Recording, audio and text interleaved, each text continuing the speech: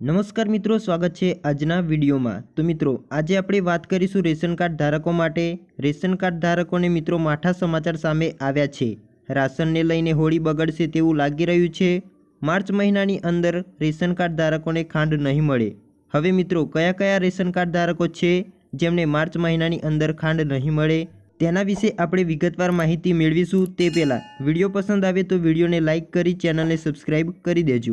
તો મિત્રો ration card ધારકોની Holi Dhuleti બગડશે।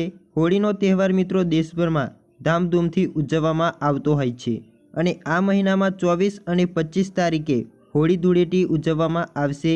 BPL અને અંત્યોદય રેશન કાર્ડ ધારકોને દર મહિને રાજ્ય સરકાર દ્વારા ખાંડનું વિતરણ કરવામાં મિત્રો આવતું હોય છે। ચાલુ મહિનામાં ખાંડનો કોન્ટ્રાક્ટ પૂરો થતાં ગુજરાતના દરેક ગોડાઉનમાં ખાંડનો જથ્થો નહિવત બરાબર છે। એટલે કે મિત્રો ચાલુ મહિનામાં ખાંડનો કોન્ટ્રાક્ટ પૂરો થયો હતો ત્યારે ગુજરાતના દરેક ગોડાઉન હોય છે જેમાં ખાંડનો જથ્થો મિત્રો પૂરો થઈ ગયો છે।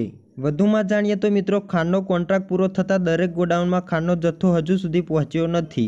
ખાંડ માટે નવું ટેન્ડર બહાર પાડવામાં આવશે અને ત્યારબાદ ટેન્ડર બહાર પાડ્યા બાદ એનું સેમ્પલિંગ થશે અને સેમ્પલિંગ બાદ મિત્રો જથ્થો ગોડાઉનમાં પહોંચાડવામાં આવશે। વધુમાં જાણીએ તો અંત્યોદય કાર્ડની સંખ્યા ઓછી હોવાથી એમને ખાંડ મળી શકે છે, પરંતુ જે બીપીએલ કાર્ડ ધારકો છે એમને ખાંડની વંચિત રહેવાનો વારો આવી શકે છે।